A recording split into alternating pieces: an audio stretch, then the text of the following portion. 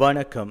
நீங்கள் இணைந்திருப்பது ஏழிசை ஸ்வரங்களின் யாழிசை நாயகன் யாழரசன் இணைய வானொலியின் இரவு நேர பிரதான செய்திகள். செய்தி ஆசிரியர் சத்குணநாதன் விதுஷன், வாசிப்பவர் ஜெகமோகன் தருண். பிரதான செய்திகளுக்கு செல்லும் முன்னதாக முதலில் தலைப்புச் செய்திகள்.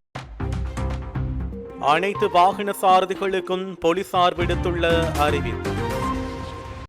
சீரற்ற வீதியால் அல்லலுறும் புரோட்டோக் தோட்ட மக்கள். ரயில் சாரதிகளின் பணிப்புறக்கணிப்பால் 10 ரயில் சேவைகள் ரத்து. நுகர்வோர் பாதுகாப்பு சட்டத்தில் திருத்தம். அவசர தடுப்பூசி இறக்குமதி மூலம் 36,89,50,000 ரூபாய் நாட்டுக்கு நஷ்டம், விளக்கம் கோரும் சஜித்.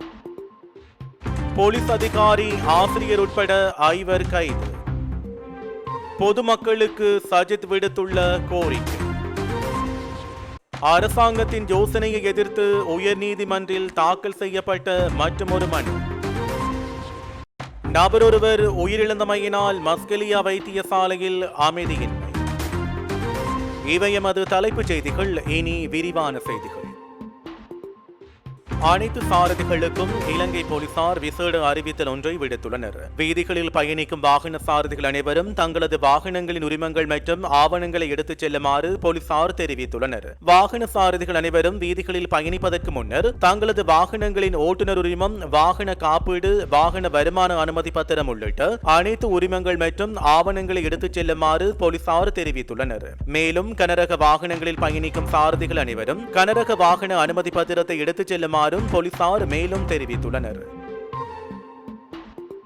ஹட்டனில் இருந்து எபோர்சிரி ஊடாக புரோட்டோக் தோட்டத்திற்கு செல்லும் பிரதான பாதையானது புனரமைக்கப்படாமல் உள்ளதாகவும், பாடசாலை மாணவர்கள் 4 கிலோமீட்டர் தொலைவில் உள்ள பாடசாலைக்கு நடந்து செல்வதற்கு பிரதான வழியாக இப்பாதை காணப்படுகின்றது எனவும், மேலும் புரோட்டோக் தோட்டத்தில் வசிப்பவர்கள் அவசர நிலைகளின் போது 4 கிலோமீட்டர் தூரம் நடந்து சென்றே வாகனங்களில் பயணம் செய்ய வேண்டிய நிலை காணப்படுகின்றது. பாதை சீர்குலைந்து காணப்படுவதால் பிரதான நகரில் இருந்து வாகனம் ஒன்றில் வர விரும்பினால் வாகன சாரதிகள் இப்பாதையில் வருவதற்கு விரும்புவதில்லை. அதற்காக 2,000 ரூபாய் முதல் 2,500 ரூபாய் வரை செலுத்த வேண்டிய அவல நிலையும் காணப்படுகின்றது. கடந்த காலங்களில் ஒன்றிற்கு 2 முறை இப்பாதை புனரமைப்பதற்காக அடிக்கல் நாட்டப்பட்டது குறிப்பிடத்தக்கது. பல முறைப்பாடுகள் செய்தும் இதற்கான தீர்வு இதுவரை எதுவும் கிடைக்காத நிலையில் காணப்படுவதாக அப்பகுதி மக்கள் விசனம் தெரிவித்துள்ளனர். பல கோரிக்கைகளை முன்வைத்து ரயில் சாரதிகள் ஆரம்பித்துள்ள வேலைநிறுத்த போராட்டம் இன்றும் தொடர்கிறது. இதன் காரணமாக இன்று காலை 10 ரயில் சேவைகள் ரத்து செய்யப்பட்டுள்ளதாக ரயில்வே துணை பொது மேலாளர் என்ஜே இடிபோலேஜ் குறிப்பிட்டுள்ளார். பதவி உயர்வு வழங்கப்படாமை, ஆட்சேர்ப்பில் நிலவும் தாமதம் உள்ளிட்ட பல்வேறு பிரச்சினைகளுக்கு தீர்வு வழங்குமாறு கோரி இவர்கள் பணி பகிஷ்கரிப்பை முன்னெடுத்துள்ளனர்.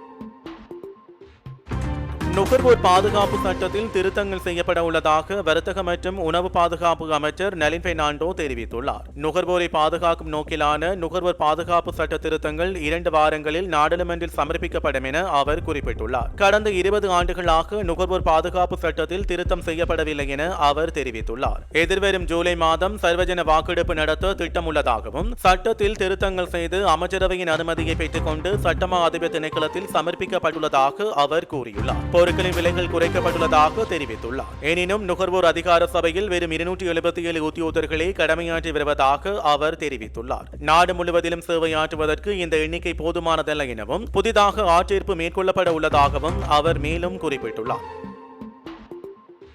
பாக்டீரியா தொற்றுகளுக்கு பயன்படுத்தப்படும் மெரோபெனம் தடுப்பூசி போதுமான அளவு கையிருப்பில் இருக்கும் நிலையில் அவசர கொள்முதல் முறையின் மூலம் 4,50,000 தடுப்பூசி கொள்வனவு செய்யப்பட்டது. இதன் மூலம் நாட்டுக்கு ஏற்பட்டுள்ள நட்டம் தொடர்பில் சபைக்கு அறிக்கை சமர்ப்பிக்க வேண்டும் என எதிர்க்கட்சித் தலைவர் சஜித் பிரேமதாச தெரிவித்துள்ளார். பாராளுமன்றத்தில் வெள்ளிக்கிழமை விசேட கூட்டொன்றை முன்வைத்து குறிப்பிடும் போதே அவர் இவ்வாறு தெரிவித்தார். இது தொடர்பாக அவர் தொடர்ந்து குறிப்பிடுகையில், பாக்டீரியா தொற்றுகளுக்கு பயன்படுத்தப்படும் மெரோபெனம் தடுப்பூசி 4,88,590 கையிருப்பில் இருப்பதாக கணக்காய்வு அறிக்கையில் குறிப்பிடப்பட்டுள்ளது. இவ்வாறான நிலையில் அவசர கொள்முதல் முறையின் மூலம் 4,50,000 தடுப்பூசி குப்பிகள் கொள்வனவு செய்யப்பட்டுள்ளன. இதன் மூலம் நாட்டிற்கு 36,89,50,000 ரூபாய் நட்டம் ஏற்பட்டுள்ளது. ஒரு குப்பி 1,075 ரூபாய் 68 சதத்துக்கு கிடைத்தும் 1,895 ரூபாய் 50 சதத்துக்கு இதை கொள்வனவு செய்துள்ளனர். தேவையான அளவு கையிருப்பில் இருக்கும் நிலையில் ஏன் அவசர கொள்முதல் செய்யப்பட்டது என்பது பிரச்சினைக்குரிய விடயமாகும். இதனால் நாடு நட்டத்தை சந்தித்துள்ளது. எனவே இந்த அவசர கொள்முதல் தொடர்பாக முறையான அறிக்கையை வெளியிட்டு விளக்கம் அளிக்க வேண்டும். அத்துடன் இந்த தடுப்பூசி விநியோகஸ்தர் தேசிய மருந்து ஒழுங்குபடுத்தல் ஆணையத்திடமிருந்து பதிவு சான்றிதழை பெற்று குறுகிய காலத்துக்குள் அவசர கொள்முதல் மூலம் இந்த மோசடியை செய்திருப்பதால் இது தொடர்பாக அறிக்கையொன்றினை சபையில் சமர்ப்பிக்குமாறு கேட்டுக் கொள்கின்றேன் என்று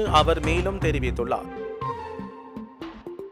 விடுதலை புலிகளின் அன்பு முகாம் இருந்த பகுதியில் புதையல் தேடிய போலீஸ் அதிகாரி, ஆசிரியர் உட்பட 5 கைது செய்யப்பட்டுள்ளனர். நேற்றைய தினம் இரவு 10:30 மணியளவில் குறித்த சந்தேக நபர்கள் விசேட அதிரடிப்படையினரால் கைது செய்யப்பட்டுள்ளனர். கிளிநொச்சி மாவட்டத்தின் ராமநாதபுரம் போலீஸ் பிரிவுக்குட்பட்ட அழகாபுரி பகுதியில் விடுதலை புலிகளால் அன்பு முகாம் அமைக்கப்பட்டிருந்த பகுதியில் கேனர் மூலம் புதையல் தேட முயற்சித்த குற்றச்சாட்டின் பேரில் குறித்த கைது இடம்பெற்றுள்ளது. இதன்போது 2 இலத்திரியல் ஸ்கேனர் இயந்திரங்கள் மீட்கப்பட்டுள்ளதாக போலீசார் தெரிவிக்கின்றனர். இதன்போது போலீஸ் தலைமையகத்தில் செல் ஐஜி பிரிவில் கடமையாற்றும் போலீஸ் பரிசோதகர் மற்றும் தென்னிலங்கை பாடசாலை ஒன்றில் கற்பிக்கும் ஆசிரியர் ஒருவர் உட்பட 5 கைது செய்யப்பட்டுள்ளனர். போலீஸ் விசேட அதிரடி பிரிவினருக்கு கிடைத்த தகவலுக்கு அமைவாக மேற்கொள்ளப்பட்ட சுற்றிவளைப்பில் குறித்த கைதானது இடம்பெற்றுள்ளது. சம்பவத்தில் கைதானவர்கள் ராமநாதபுரம் போலீஸ் நிலையத்தில் ஒப்படைக்கப்பட்ட நிலையில் விசாரணைகளை போலீசார் முன்னெடுத்து வருகின்றனர். குறித்த சந்தேக நபர்களை மருத்துவ பரிசோதனைகளின் பின்னர் இன்று நீதிமன்றில் முற்படுத்த நடவடிக்கை எடுக்கப்பட்டுள்ளதாக போலீசார் தெரிவிக்கின்றனர்.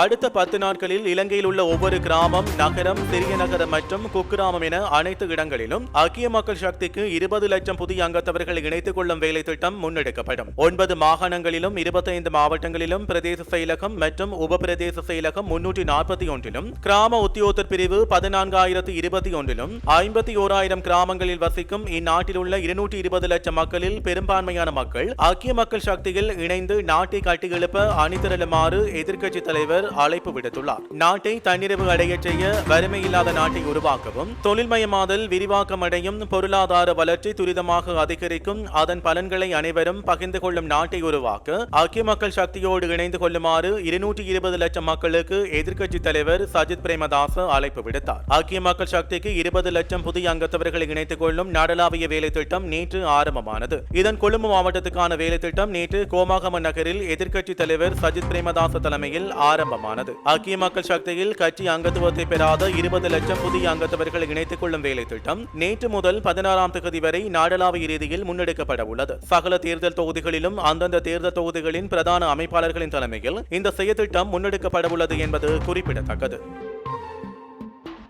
அரசாங்கத்தின் பொது நிதி முகாமைத்துவ சட்டமூலத்தை எதிர்த்து டிரான்ஸ்பரன்சி இன்டர்நேஷனல் ஸ்ரீலங்கா உயர்நீதிமன்றத்தில் மனு ஒன்றை தாக்கல் செய்துள்ளது. இந்த யோசனையின் சில சரத்துக்கள் பொது கொள்முதல் மீதான கட்டுப்பாடுகளை தீவிரமாக பலவீனப்படுத்துவதோடு அதன் மூலம் ஊழல் அபாயத்தை அதிகரிக்கிறது மற்றும் சமநிலையை பலவீனப்படுத்துகிறது என்று குறித்த மனுவில் சுட்டிக்காட்டப்பட்டுள்ளது. இந்த யோசனை இந்த ஆண்டு மே மாதம் 10ஆம் தேதி வர்த்தமானியில் வெளியிடப்பட்டதோடு மே மாதம் 22ஆம் தேதி முதல் வாசிப்புக்காக நாடாளுமன்றத்தில் சமர்ப்பிக்கப்பட்டுள்ளது. பொதுநலன் கருதி தாக்கல் செய்யப்பட்டுள்ள இந்த மனுவில் பிரதிவாதி சட்டமா அதிபர் குறிப்பிடப்பட்டுள்ளார். இந்நிலையில் இந்த வழக்கு எதிர்வரும் 10ஆம் தேதி என்று விசாரணைக்கு எடுத்துக் கொள்ளப்பட உள்ளது. முன்னதாக குறித்த யோசனைக்கு எதிராக ஐக்கிய மக்கள் சக்தியும் மனு ஒன்றை தாக்கல் செய்துள்ளது. இதேவேளை சர்வதேச நாணய நிதியத்தின் நிபந்தனைகளின் அடிப்படையிலேயே அரசாங்கம் இந்த யோசனையை சமர்ப்பித்துள்ளது என்பது குறிப்பிடத்தக்கது. மஸ்கெலியா குயின்ஸ்லாந்து தோட்ட பகுதியில் திடீரென நபரொருவர் சுகையினம் காரணமாக உயிரிழந்த சம்பவம் தொடர்பில் மஸ்கெலியா வைத்தியசாலைக்கு சென்ற பொதுமக்களுக்கும் வைத்தியசாலையின் உத்தியோகத்தருக்கும் இடையில் முரண்பாடு ஏற்பட்டது. குறித்த சம்பவம் நேற்று வெள்ளிக்கிழமை மாலை வேளையில் இடம்பெற்றதாக மஸ்கெலியா போலீசார் தெரிவித்தனர். இந்த சம்பவம் தொடர்பில் தெரிய வருவதாவது, மஸ்கெலியா குயின்ஸ்லாந்து தோட்ட பகுதியில் வசித்து வந்த 32 வயதுடைய 3 பிள்ளைகளின் தந்தை ஒருவருக்கு திடீர் சுகையினம் ஏற்பட்டமையினால் குறித்த நபரை வைத்தியசாலைக்கு கொண்டு சென்று அவசர சிகிச்சை பிரிவில் அனுமதிக்கப்பட்ட போதும் 30 நிமிடங்களுக்கு மேல் குறித்த நோயாளிக்கு எவ்வித சிகிச்சையும் அளிக்கப்படவில்லை எனவும் அந்த சந்தர்ப்பத்தில் அங்கு வைத்தியர் இல்லை எனவும் குறித்த நபர் உயிரிழந்த பின்னரே வைத்தியர் வந்ததாகவும் பொதுமக்கள் தெரிவித்தனர். இந்த சம்பவம் தொடர்பில் மஸ்கெலியா வைத்தியசாலையின் வைத்திய அதிகாரி தெரிவிக்கையில், எமது வைத்தியசாலையில் அனுபவமுள்ள உத்தியோகத்தர்கள் உள்ளனர். இந்த நோயாளியை வைத்தியசாலைக்கு கொண்டு வரும்போது அவர் உயிரிழந்த நிலையில்தான் கொண்டுவரப்பட்டதாக வைத்திய அதிகாரி குறிப்பிட்டார். உயிரிழந்தவரின் பிரேத பரிசோதனை டிக்கோயா கிளங்கன் வைத்தியசாலையில் இடம்பெற்ற பின்னர் சடலம் உறவினரிடம் ஒப்படைக்கப்பட்டதோடு குறித்த நபர் நெஞ்சு வருத்தம் காரணமாக உயிரிழந்துள்ள பிரேத பரிசோதனையில் தெரிய வந்துள்ளதாக போலீசார் குறிப்பிட்டனர். இத்துடன் ஜாலரசன் வானொலியின் இரவு நேர பிரதான செய்தி அறிக்கை யாவும் நிறைவு பெற்றது. மீண்டும் மற்றொரு செய்தி அறிக்கையில் சந்திப்போம். வணக்கம்.